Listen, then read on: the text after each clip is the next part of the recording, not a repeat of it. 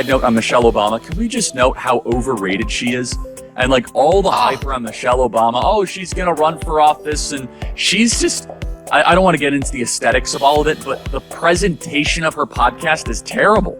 She's just whining all the time, and she's complaining. Right, again, I'm not trying to look at people's looks. That's not what I'm doing. I'm just saying the whole aura of it, to use a Gen Z term, is terrible. It's negative. It's just kind of her lamenting. And then she's obviously, there's problems with her daughters and all that. I don't want to get into that. But we built up on the right. Michelle Obama is going to be the hardest person ever to run against. And her book sold so many copies. And my goodness, you want to talk about the most overrated political hype of a generation? It would go to Michelle. What happens when Megyn Kelly's razor-sharp wit and Charlie Kirk's unwavering commitment combine?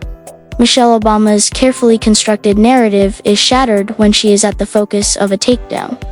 If her tales of adversity were indefensible, Kirk and Kelly meticulously deconstructed them.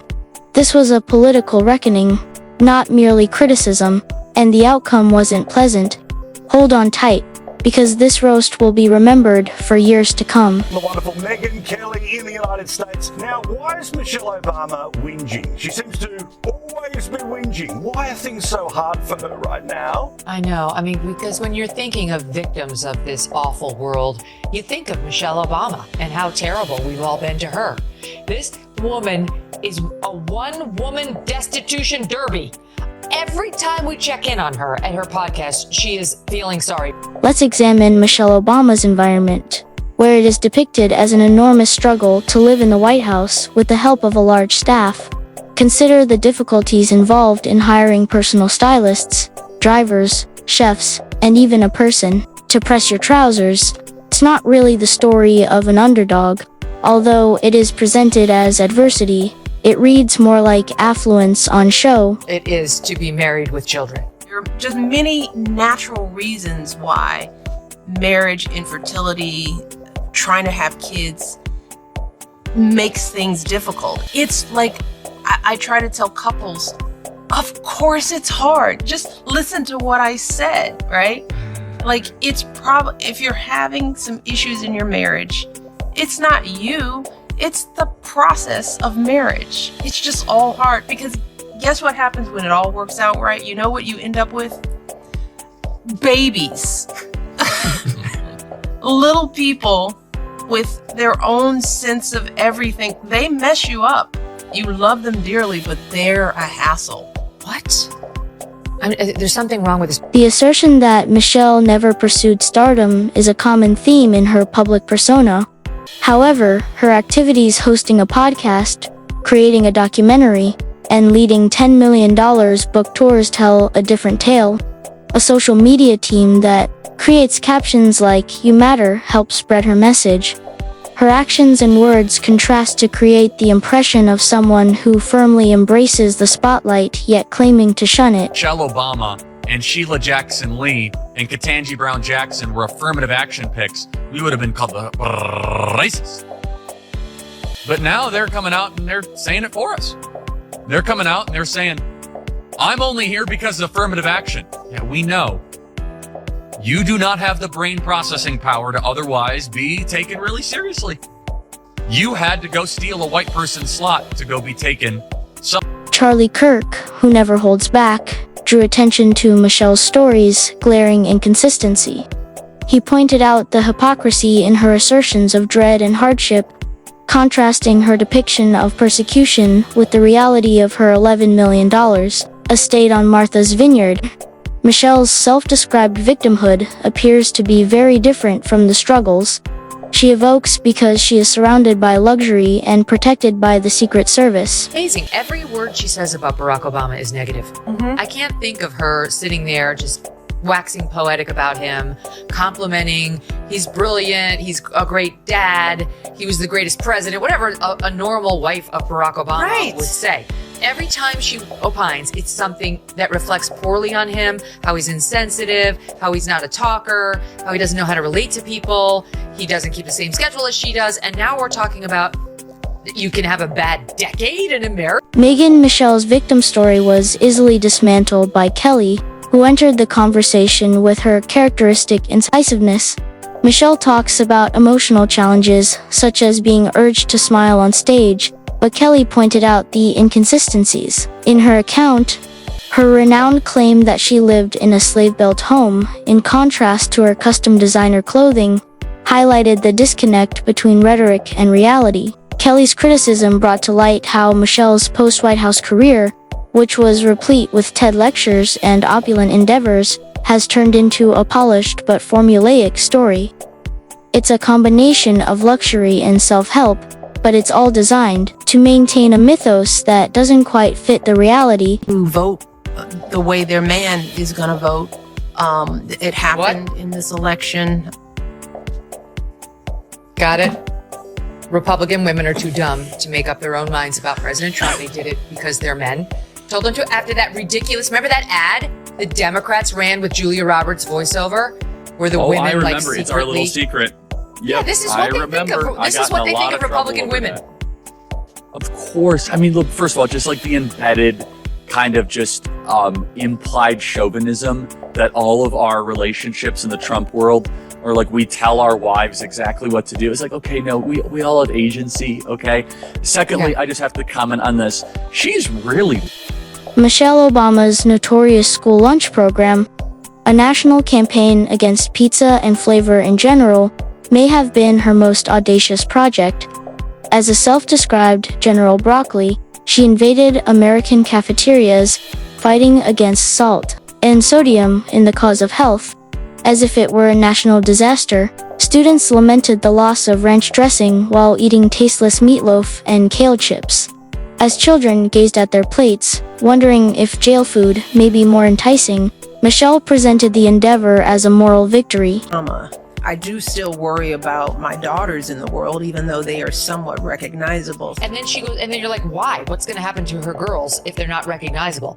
And she goes on a diatribe about the arrests that we're making of illegal immigrants, and that now we all have to live in fear, people of color, because it's a racist Republican Party that's running America now, that people of color, I guess, have to live in fear because we're all a bunch of racists who made her a billionaire and elected her husband president twice.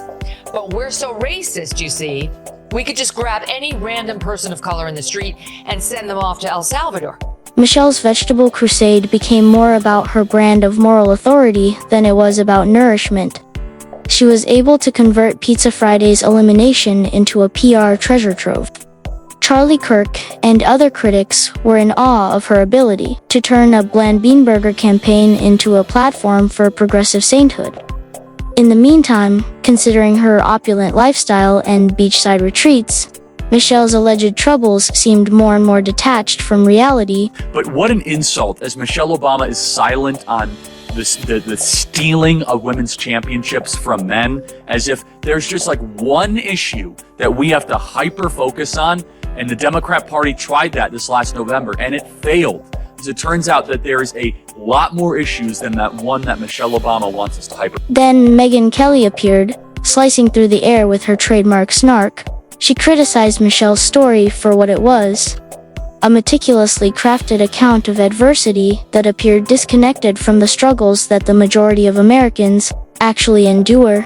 Kelly brought to light the theatricality of Michelle's empowerment speeches and book tours, which frequently resembled high-end fashion shows rather than human narratives. It became impossible to overlook the conflict between Michelle's lessons of resiliency and her opulent reality. Daily dose of Michelle Obama, who has been out there trying to promote her terrible podcast that has absolutely no fan following. And she decided everything she says and does is a complaint. Everything. And so she winds up talking to Tina Knowles, also better known as Beyonce's mother, about marriage and divorce, which is Michelle's favorite topic, one of them at least. Number one is how much she hates her time as first lady. She hated it. And number two, I mean, you could go either way, how racist the country is and how much she can't stand it. And then we're coming in, at least in the top three, is her negative comments about her husband and her. Michelle maintained her authenticity throughout it all, treating it like a high-end purse. Her carefully manicured public persona, which included Instagram pictures of coffee breaks and garden walks, concealed a life of affluence while projecting relatability, while publishing books about suffering on private aircraft and holding empowerment workshops from penthouses. She has perfected the skill of coming across as grounded. Her detractors recognized the hypocrisy of her lavish lifestyle and advocacy of equality. She can't make fun of herself. This has been obvious for years. She's incapable of laughing at her own expense, which is an absolutely dreadful quality in a person. Like, I don't think I could hire a person who works for me who doesn't have that ability. Craig will say that I don't let them tease me. See, we have a deal, Barack and I, in our marriage, and it started very early. It's like, I can tease you, but you cannot tease me. You know, so when he does, I was like, It's not funny. wait a minute. What's going on here? And he's like, I'm teasing you, right? I was like, none of that. Because he likes to tease. Oh my God, yeah. But when me, Malia, and Sasha all of us are together, he doesn't stand it. Michelle's constant claims of reluctantly entering the spotlight frequently seemed inconsistent with her behavior.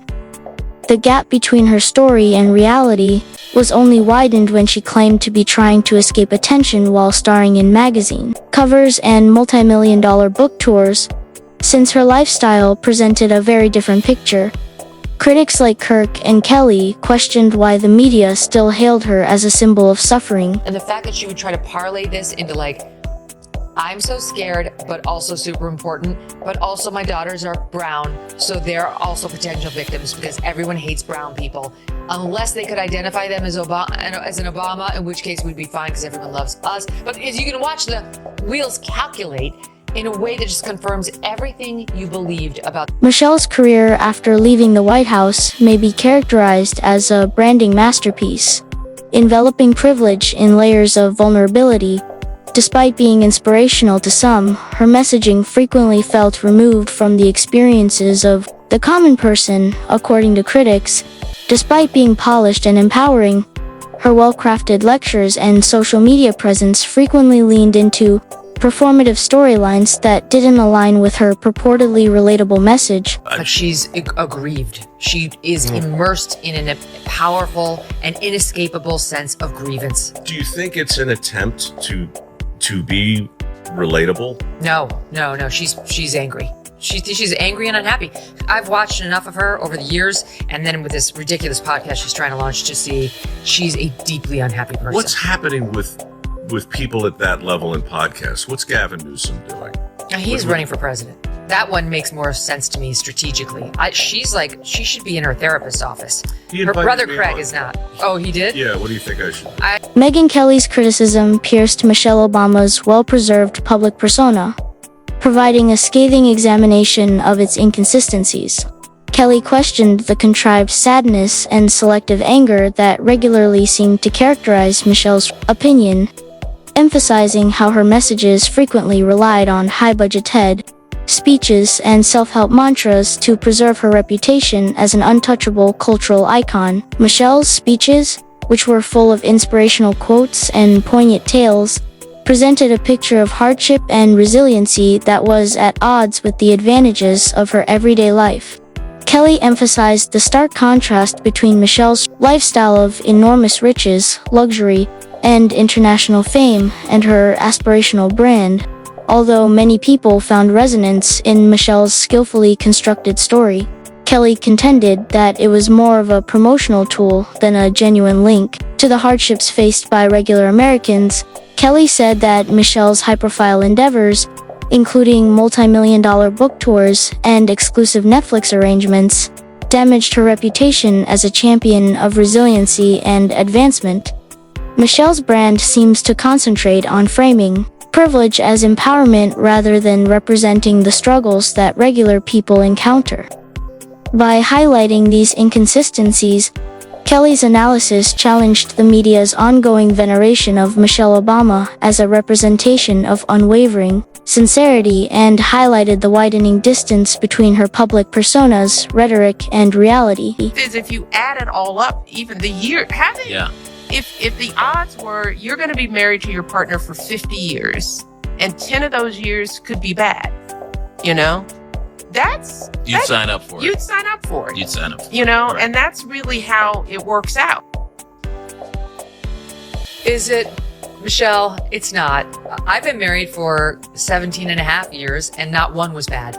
I think she and he married the wrong people. Although the media persisted in praising Michelle as a representation of tenacity and self-determination, detractors such as Charlie Kirk and Megyn Kelly expressed grave concerns regarding the continuation of her meticulously constructed story when compared to Michelle's well-known book tours, Netflix partnerships, and glitzy public appearances.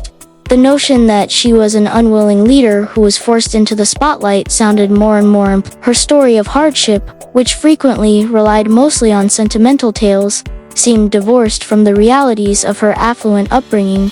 With her million-dollar business, private aircraft, and beachside properties, Michelle's relatability seemed more like a marketing ploy than a sincere attempt to connect with regular Americans. Kirk and Kelly questioned why the media kept supporting her as a symbol of adversity, pointing out the hypocrisy of advocating for perseverance from a podium adorned with luxury. For them, Michelle's post-White House career was about mastering the art of performing suffering rather than conquering hardship. Critics contended that her enterprise was more about marketing an aspirational brand cloaked in fake authenticity than it was about uplifting others. Although her public appearance and words struck a chord with some, they came off as high-budget productions rather than genuine bonds. By removing the glitz and exposing what they saw as a brilliantly branded story that was intended more to evoke wonder than to tackle actual hardships, Kirk and Kelly held up a mirror to this enterprise. They saw Michelle's story as one of unmatched affluence wrapped in inspirational platitudes rather than one of persecution.